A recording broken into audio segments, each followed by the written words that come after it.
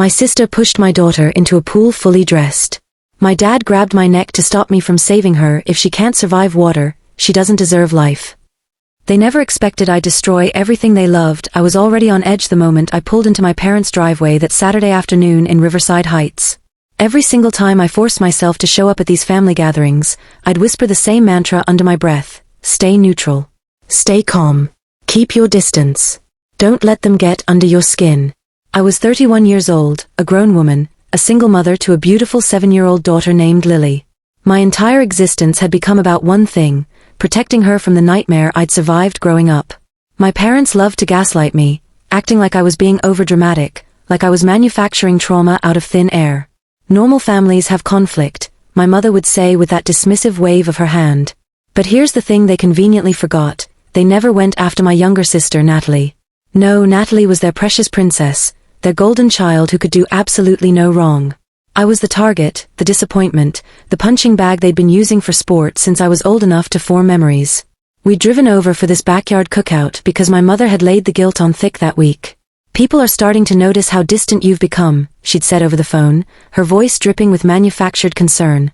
"Don't embarrass this family just because you can't let go of ancient history." Ancient history. That's what she called decades of systematic emotional abuse and humiliation. Lily stood beside me near the patio, still wearing her pink tank top and denim shorts from dance class that morning. She hadn't wanted to change because she was so excited, thinking she'd get hamburgers and get to play with her cousins by the pool. She had no idea what kind of viper pit we'd just walked into. Natalie strutted out onto the deck in her expensive designer sundress, like she was walking a runway at Fashion Week. She looked Lily up and down with this absolutely disgusting sneer on her face, like my daughter was some kind of defective merchandise at a clearance sale. "Wow," Natalie said loud enough for everyone to hear, that cruel smirk twisting her lips. "Still can't afford to dress her like she matters, huh?" Lily's little shoulders slumped forward, her eyes dropping to the ground. My jaw clenched so hard I thought my teeth might crack.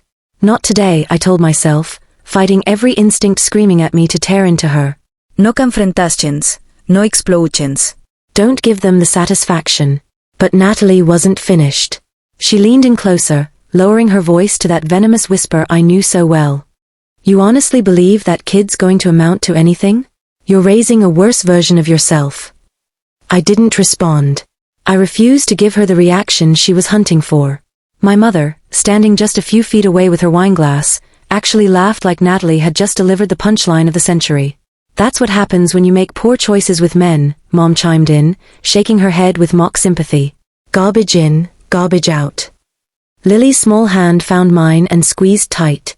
I squeezed back, my heart breaking into 1,000 pieces while I kept my face completely blank. My father appeared behind me and I could smell the bourbon on his breath before he even spoke. "You look absolutely miserable, Leah," he said, his voice carrying that particular tone of disappointment he perfected over the years. "Maybe if you tried being more ladylike when you were growing up, you wouldn't have ended up a single mother living in that sad little apartment." This was their favorite game, their twisted version of family bonding. Psychological warfare disguised as concern. They took turns circling me like sharks who'd caught the scent of blood in the water, waiting to see which comment would finally make me snap so they could call me crazy and unstable. I took a deep breath and turned to Lily, forcing my voice to stay gentle and calm. "Baby, why don't you go sit by the edge of the pool and watch the water? I'll fix you a plate with extra mustard, just how you like it." She nodded and walked toward the deep end, her pink tank top bright against the afternoon sun. I turned away for maybe 5 seconds. 5 seconds to grab a paper plate. 5 seconds to try and compose myself. 5 seconds that changed absolutely everything.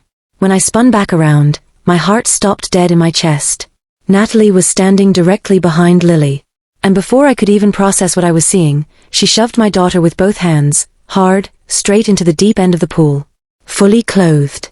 Pink tank top, denim shorts, sneakers, everything. The scream that tore out of my throat didn't even sound human.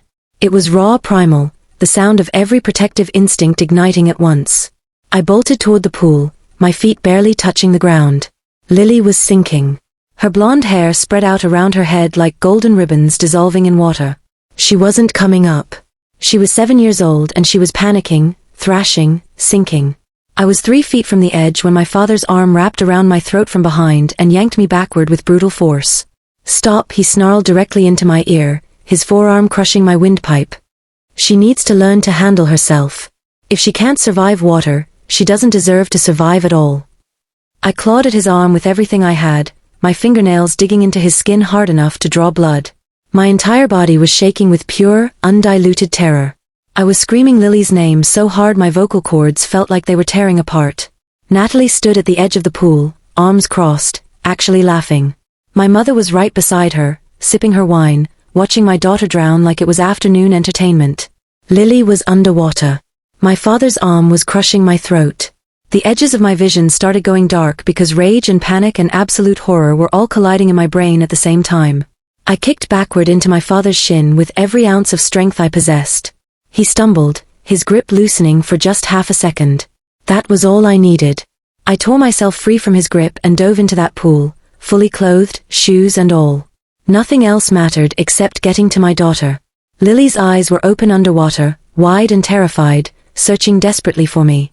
She was still conscious but fading fast, her small arms reaching upward. I wrapped my arm around her chest and kicked us both toward the surface with everything I had left. When I finally got her out of the water, she was coughing violently, choking, gasping for air that wouldn't come easy. I held her against my chest, both of us dripping and shaking, and I looked back at them.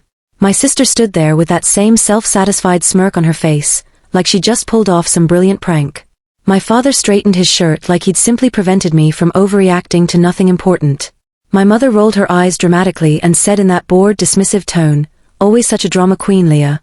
It was one little dip in the pool. One little dip. My daughter had nearly drowned. My father had physically restrained me from saving her. And they were acting like I was the problem. I held Lily tighter, feeling her small body trembling against mine, hearing her struggled breathing, and something inside me fundamentally shifted. It was like a door slamming shut and locking forever.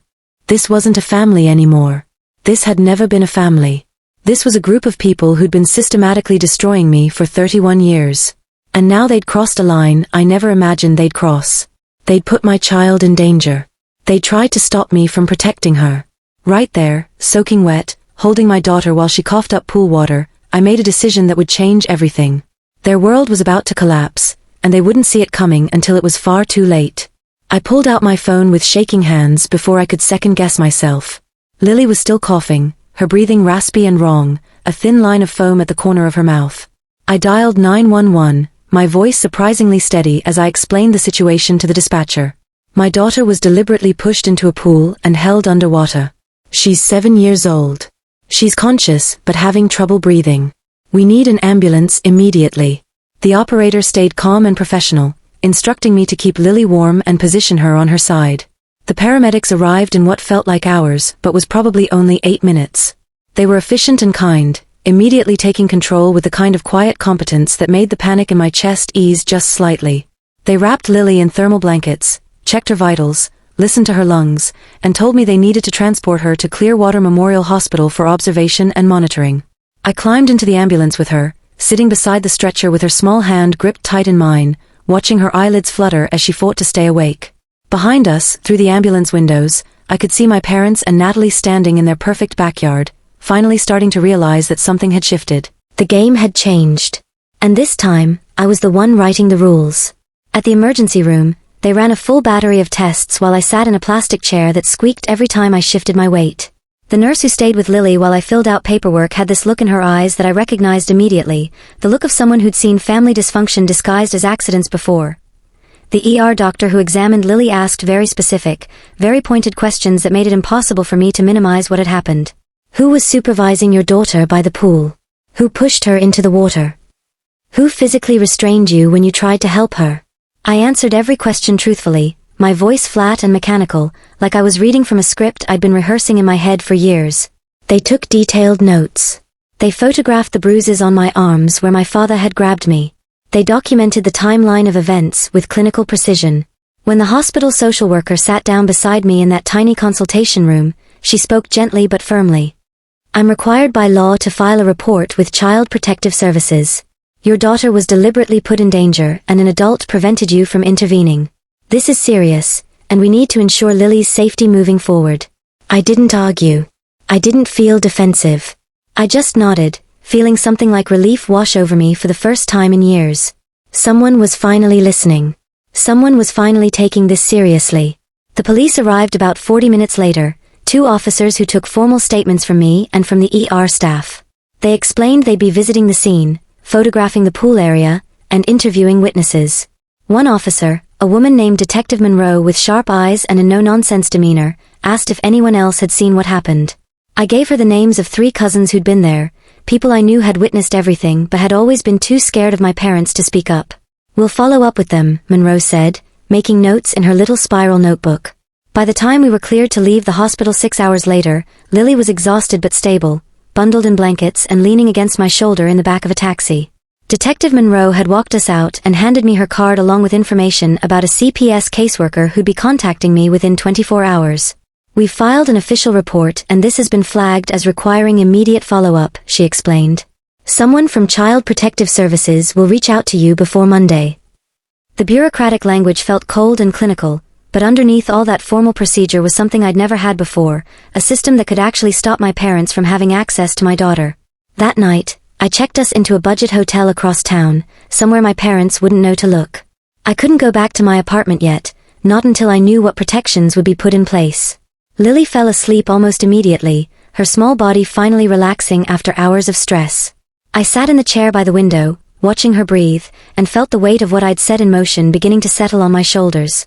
The CPS caseworker, a woman named Dorothy with kind eyes and a sensible pantsuit, called at 7 the next morning. She arrived at our hotel room by 9, carrying a leather portfolio and speaking in clear, direct terms about what would happen next.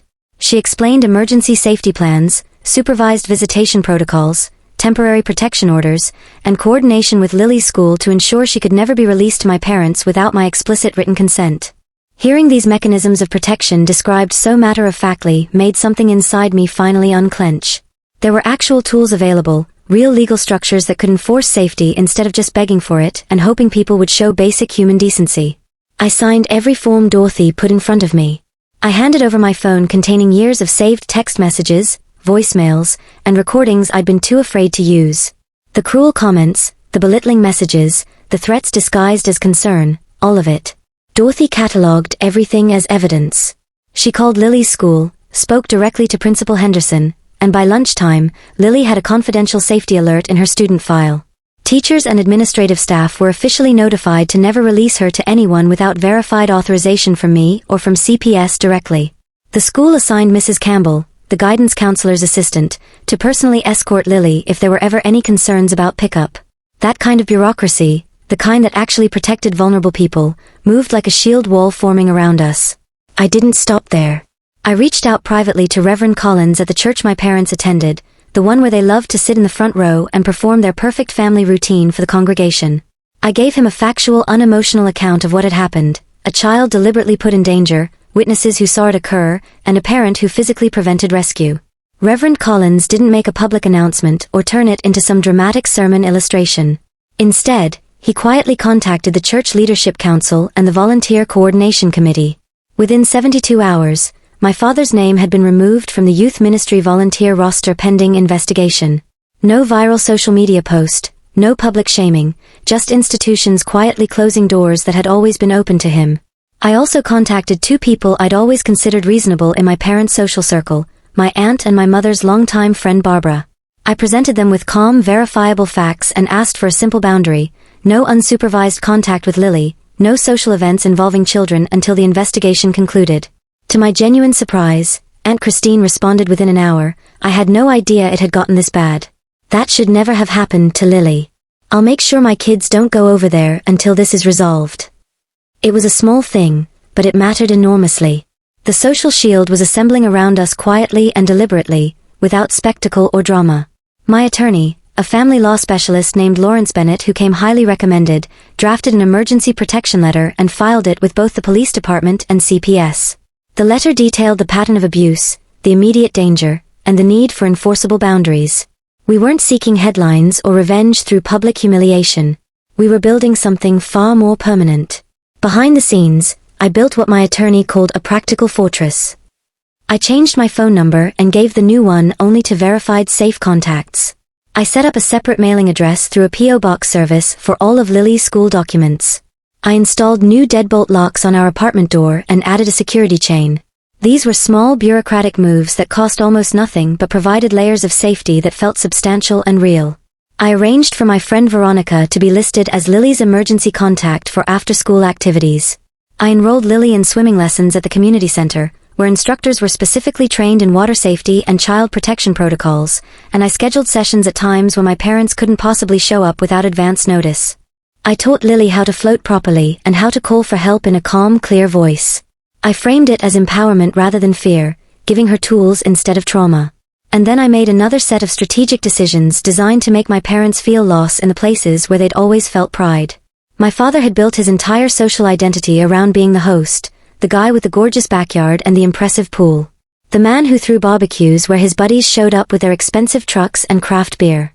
I cancelled our attendance at the next family gathering, not with drama or a confrontational post, but by calling his closest friend, a man named Greg who frequently co-hosted these events. I explained the situation in plain, factual terms. I can't bring Lily to gatherings at their house given what happened last weekend. Greg, to his credit, took it seriously. He confirmed privately that the next cookout would be adults only and held at a different location entirely. That gutted my father's social stage. He noticed the sudden absence of the applause and admiration he craved, and he didn't even fully understand why it had evaporated so quickly. I didn't call news stations or post dramatic exposés on social media. I didn't weaponize their shame on public platforms. Instead, I used structure, medical records, police reports, school protection protocols, church volunteer policies, and community accountability to systematically remove their access and privilege.